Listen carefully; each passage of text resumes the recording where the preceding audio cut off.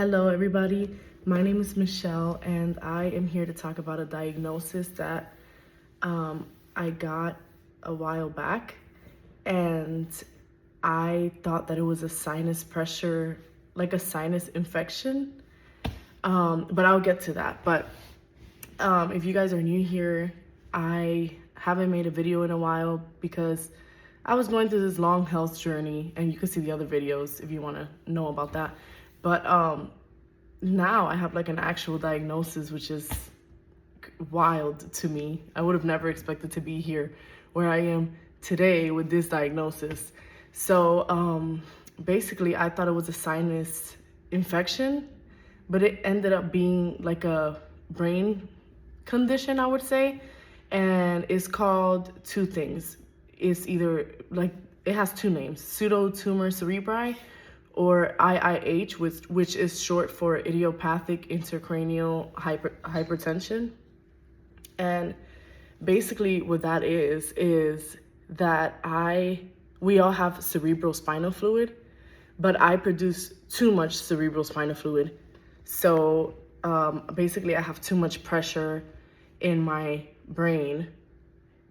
So it can cause like a lot of problems, like brain fog, but brain fog, obviously, like being dizzy, tired, headaches, like really bad headaches.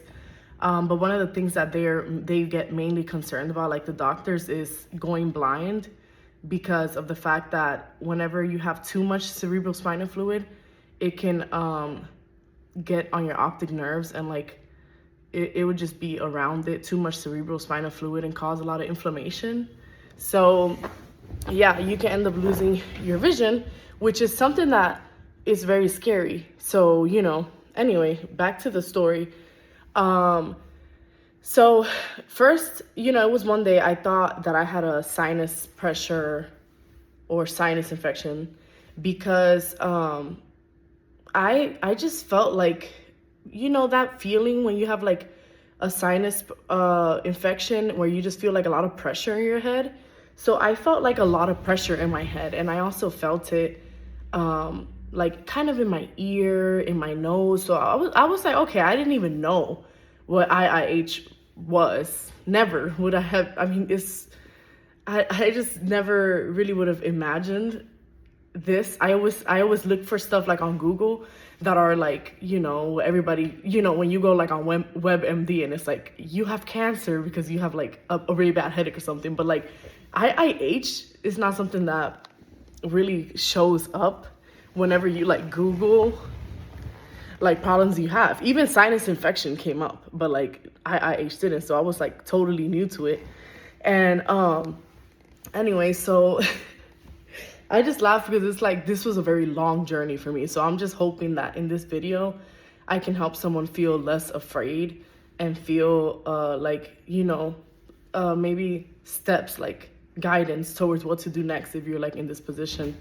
So anyway, I thought I had a sinus infection because I was feeling like that. And I was like, I had bought this, my friend recommended this like nasal thing. It's like in a teacup, and you put it in your nose and you like drain your nose out. So I thought maybe I just had too much built up, and I was really close to going to see the doctor, but I still thought it was an infection.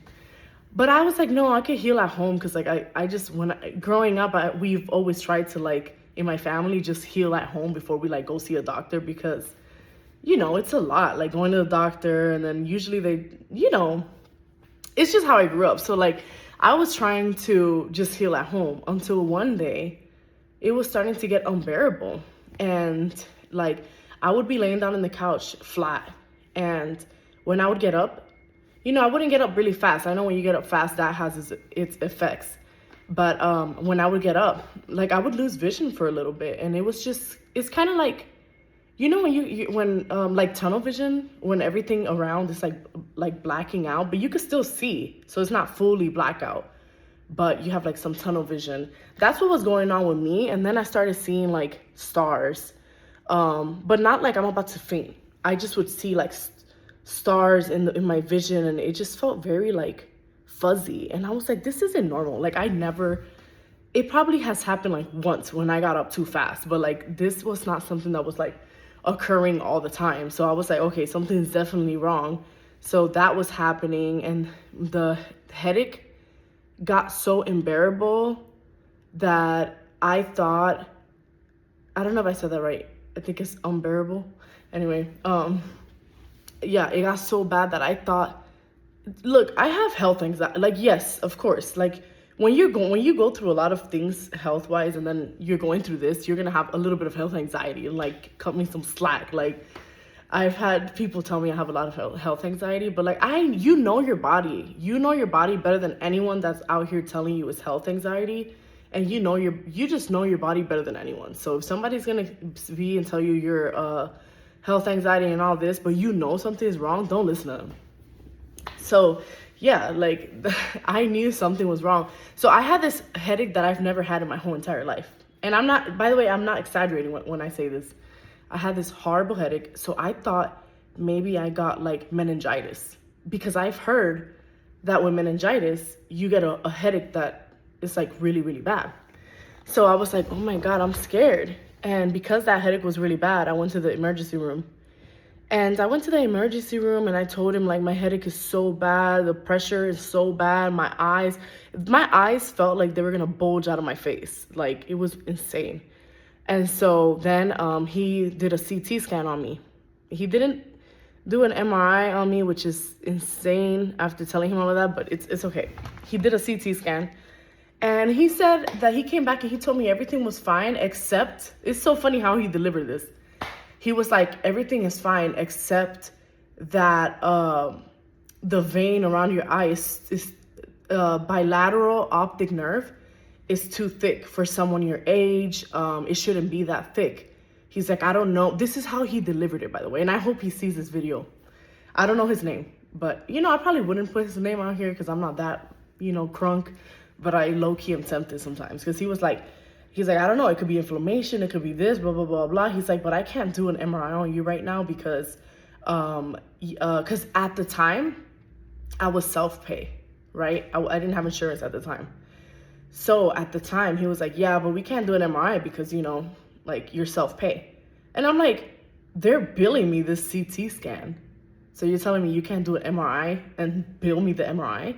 And you see something's clearly wrong with my eyes. It could be like a tumor or something. And you're over here telling me to make an appointment, to go through all these days of pain just because for some reason you wanted to say that. But, maybe correct. If anyone here is like a doctor or like whatever and in the system, correct me if I'm wrong. But I felt like that was like kind of dismissive in a situation like that. So I'm freaking out because I see my CT scan and I see like the thick vein around my optic nerve, and I'm like, so I come out and I'm crying and I'm like, oh my God, like, I'm thinking the worst.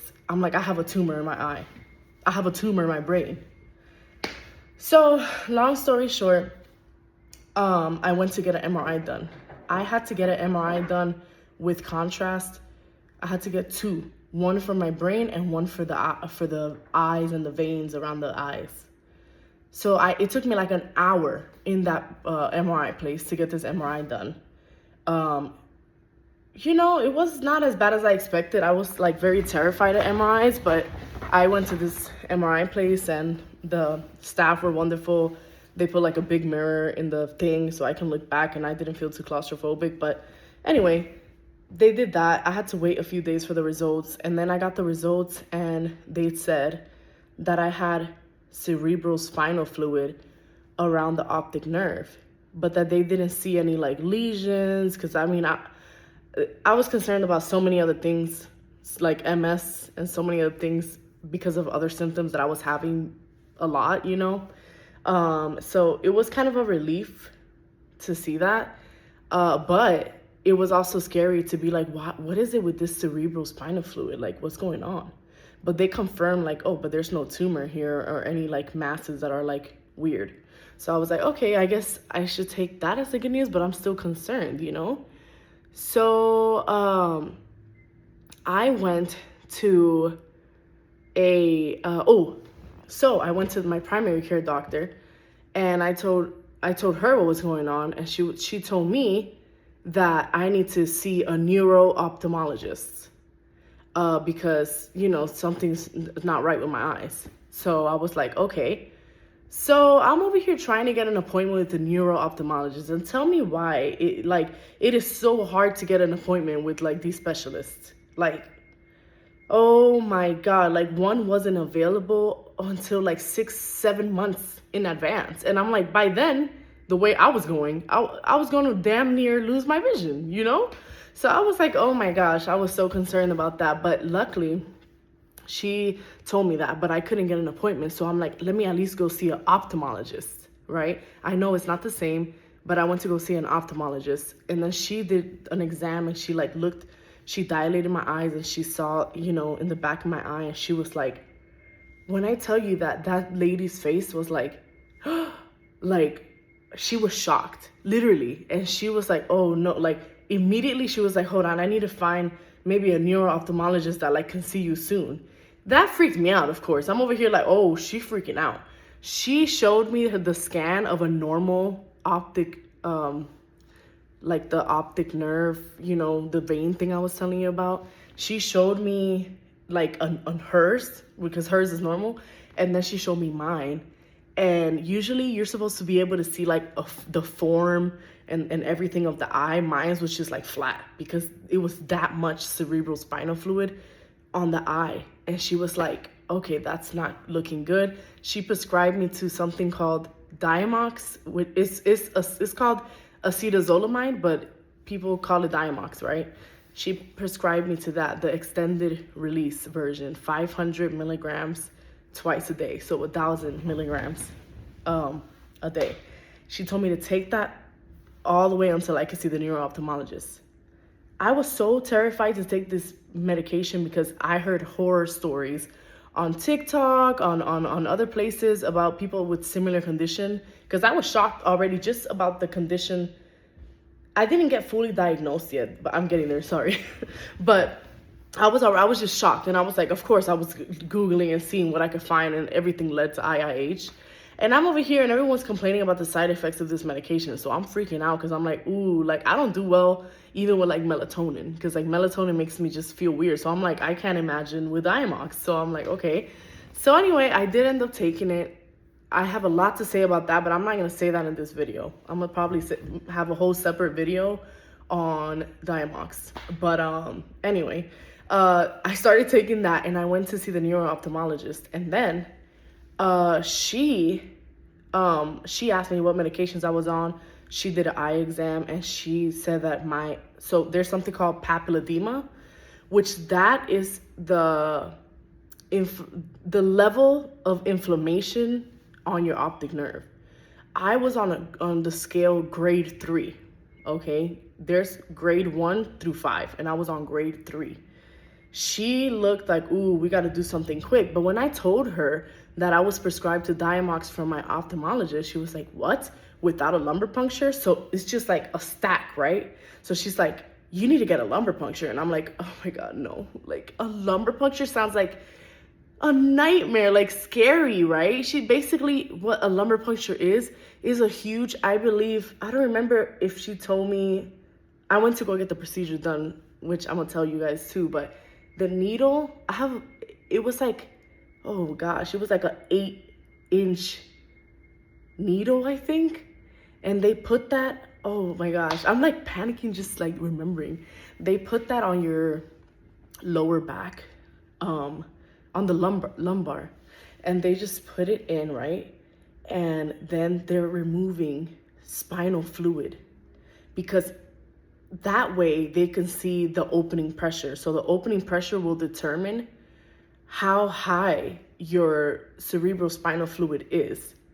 Because so if it's like above the normal range, which my opening pressure was 28, then it's like, you know, it's high, right? So they had to remove like about, I think it was like 4 or 5 little tubes like this big out of me and put me in a normal range, like all the way down. I don't know why, but she put me down to 11, because the things with this procedure is that you can get a spinal leak, right? It's like so much, right? A spinal leak is like bad. It just means that the hole where the needle was, where they're removing the fluid, did not close properly. So now you're leaking spinal fluid. and you get a horrible headache. You need to go get a blood patch. So it was just scary, and you have to like lay flat for like, for me, I did it for 2 days. I mean, you can get up and use the restroom, but you have to lay flat, and like you gotta really, really, really hydrate, and you gotta follow the rules if you don't want that spinal leak. So anyway, all that, you know, she's like, you need to get this lumbar puncture. I didn't want to do it. I was so scared of the lumbar puncture that I actually let myself not do it for a couple of months after even knowing the level of papilledema in my eye. But I believe like the Diamox was gonna help. So I was like, you know, it's okay. It's okay. Like, I'll be fine. I was in denial. I was completely in denial, and I accept it now. But I finally went to do it. That was one thing in itself. Yeah, I did that. And then that's how they really, really diagnosed me, right? So when they did the lumbar puncture, I had to wait like about a week to go back to the eye doctor. This is all happening, by the way, in between a whole year. Like, it's not like happening quick. These things don't happen quick because people are like not available. Like, these doctors are not just available for you whenever you want. You have to make appointments and like be ready ahead of time, you know?